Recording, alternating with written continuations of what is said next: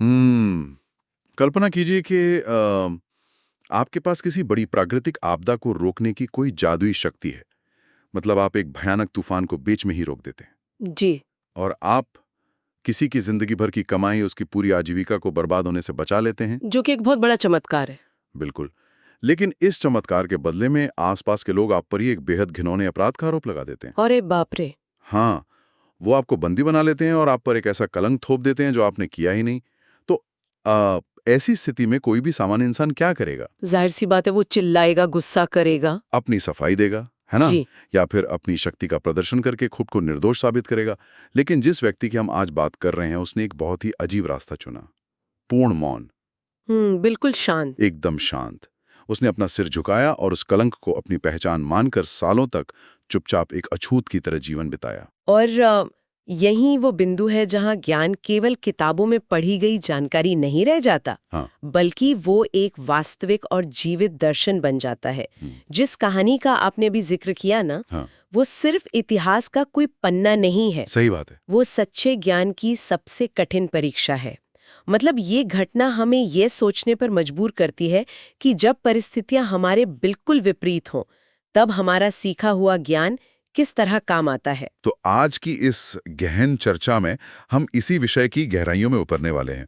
हमारे पास आज जो स्रोत सामग्री है, वो कोई आधुनिक टाइम मैनेजमेंट की किताब या सिलिकॉन वैली का नया प्रोडक्टिविटी हैक नहीं है। जी नहीं, बिल्कुल नहीं। बल्कि हम प्राचीन जैन दर्शन के एक अत्यंत महत्वपूर्ण ग्रंथ तत्वार्थ सूत्र के एक हिस्से का अध्ययन कर रहे हैं, जो कि बहुत ही गहरा ग्रंथ है। और विशेष रूप से यह चर्चा ब्रह्मचारी अनिल कुमार जैन द्वारा दिए गए एक बहुत ही गूढ़ प्रवचन पर आधारित है।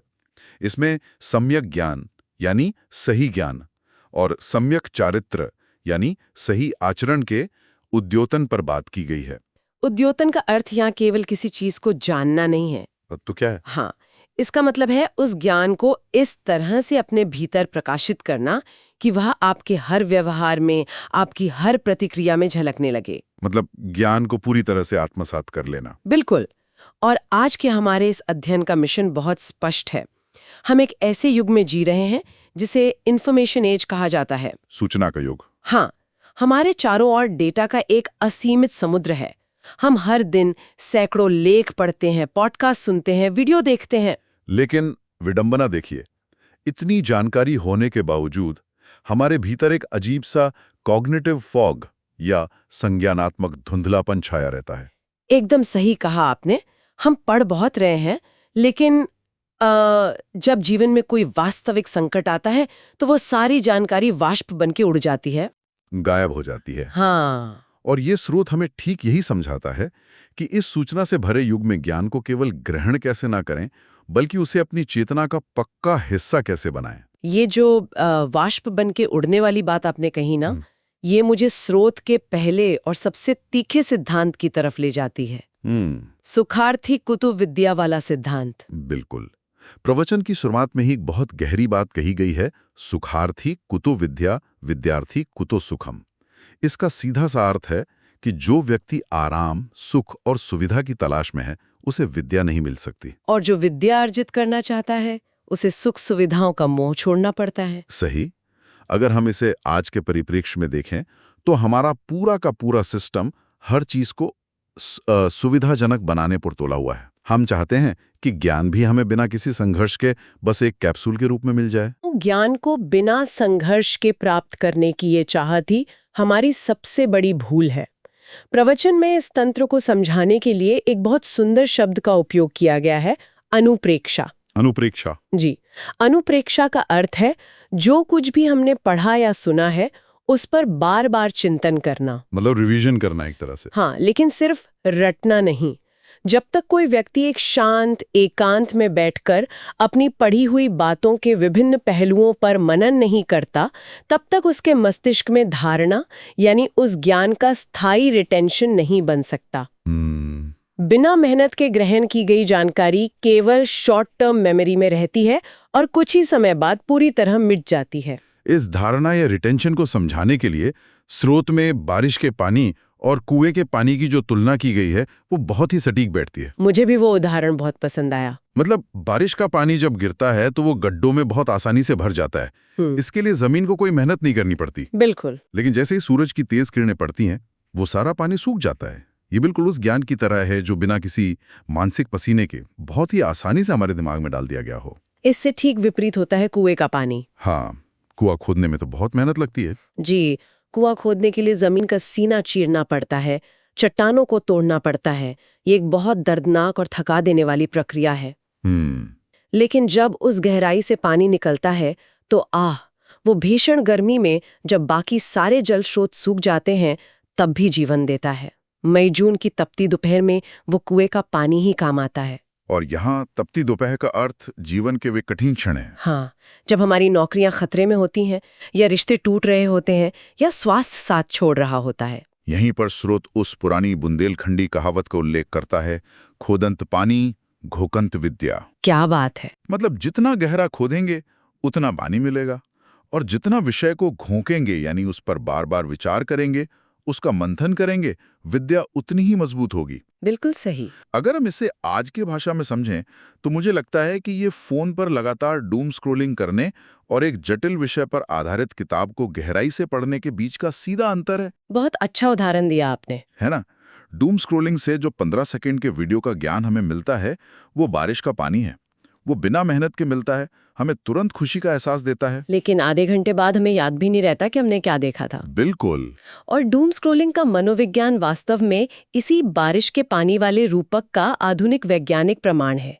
जब हम लगातार छोटी छोटी जानकारी कंज्यूम करते हैं तो हमारे दिमाग को लगता है कि वो कुछ सीख रहा है, लेकिन असल में वो केवल डोपामाइन का एक क्षणिक स्राव होता है। असली न्यूरल कनेक्शन जो ज्ञान को स्थायी बनाते हैं वे केवल गहरे फोकस और बौद्धिक संघर्ष से ही बनते हैं। मतलब मेहनत करनी ही पड़ेगी। जी, जो ज्ञान रातों की नींद हराम करके किसी जटिल समस्या से जूझते हुए प्राप्त किया जाता है वही उस कुएं के पानी की तरह अंत तक हमारा साथ निभाता है। चलिए, ये तो स्पष्ट हो गया कि ज्ञान के लिए संघर्ष और मेहनत अनिवार्य है, लेकिन सिर्फ फावड़ा लेकर जमीन खोदते रहने से कुआं नहीं बन जाता। नहीं, दिशा और मानसिक स्थिति भी बहुत मायने रखती है। प्रवचन यहाँ एक बहुत ही मनोवैज्ञानिक मोड़ लेता है। वो कहता है कि ज्ञान को ग्रहण करने में सबसे बड़ी बाधा हमारा अज्ञान नहीं है। तो क्या है? हमारे कषाय हैं। कषाय यानी क्रोध, अहंकार, माया या कोई भी मानसिक उथल-पुथल। और मैं कहूंगी कि ये इस पूरे दर्शन का एक बहुत ही सूक्ष्म और महत्वपूर्ण सिद्धांत है।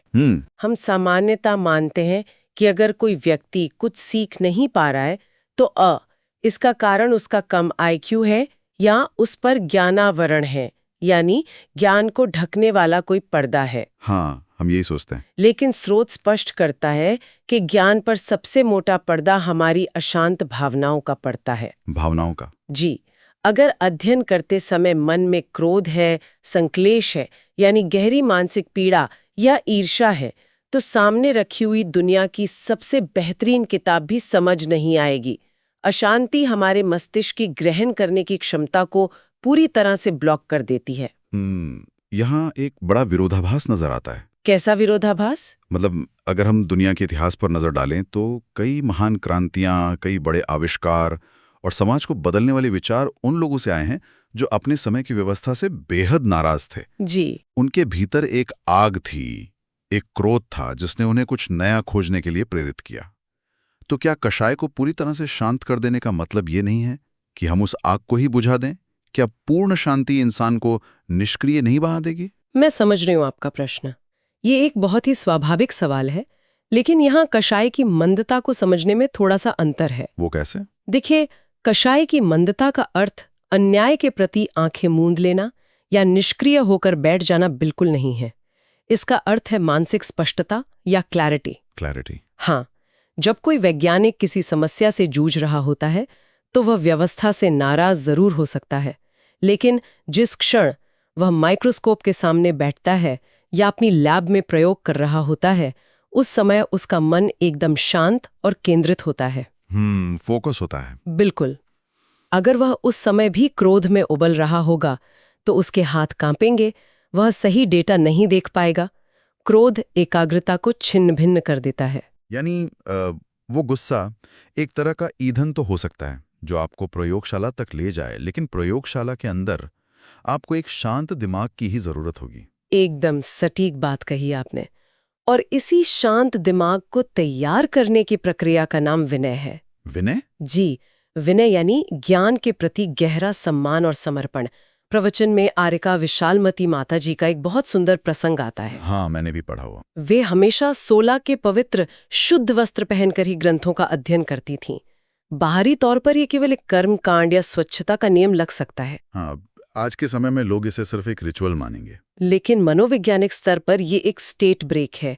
ये दिमाग को ये संकेत देने का तरीका है कि अब हम जो करने जा रहे हैं वो कोई साधारण काम नहीं है।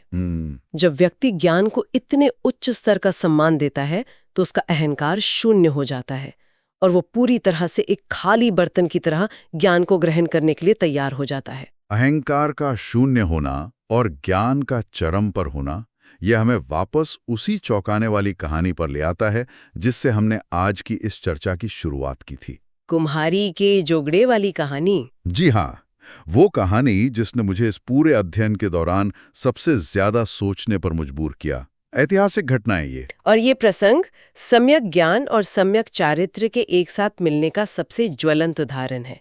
घटना कुछ इस तरह है कि एक बार एक मुनिराज एक पेड़ के नीचे गहरे ध्यान में लीन थे। बरसात का मौसम था। जी, अचानक उन्होंने देखा कि सामने एक कुम्हार की बस्ती में एक छोटी सी बच्ची बहुत घबराई हुई है और रो रही है। उस बच्ची ने मिट्टी के कच्चे घड़ों का अवा यानी भट्टा लगाया हुआ था। आसमान में काले बादल घिराए थे और बारिश बस शुरू ही होने वाली थी। अगर बारिश हो जाती तो वे सारे कच्चे घड़े गल के मिट्टी में मिल जाते। बिल्कुल, और उस गरीब परिवार की आजीविका पूरी तरह नष्ट हो जाती। मुनिराज का हृदय करुणा से भर गया। उन्होंने अपने तपोबल का उपयोग किया। और उन्होंने क्या किया? उन्होंने उस बच्ची से एक सूत का धागा लिया, कुछ मंत्र पढ़े और उन घड़ों के चारों ओर एक रक्षा सूत्र बांध दिया। और चमत्कार देखिए कि इस पूरे इलाके में मूसलाधार बारिश हुई, लेकिन उस रक्षा सूत्र के भीतर एक भी बूंद पानी नहीं गिरा। सारे घड़े पूरी तरह सुरक्षित बच गए। लेकिन मुनिराज खुद एक बहुत बड़े तूफान में फंस गए। हाँ। जब गांव के अन्य लोग और वो कुम्हार वहां पहुंचे तो उन्होंने उस रक्षा सूत्र को देखा। मुनिराज वहां मौजूद थे। गांव वालों की बुद्धि विपरीत दिशा में चली गई।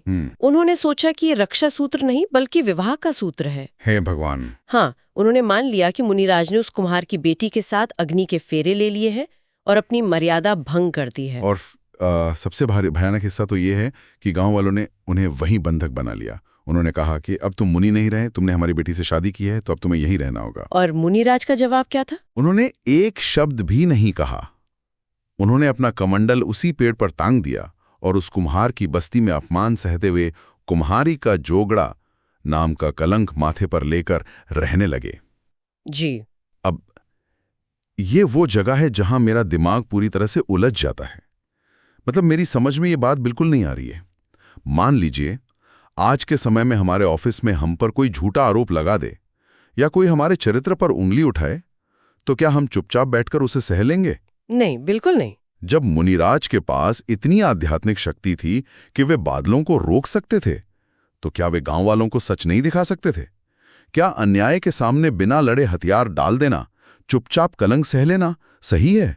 मैं आपकी उलझन समझ सकती हूँ।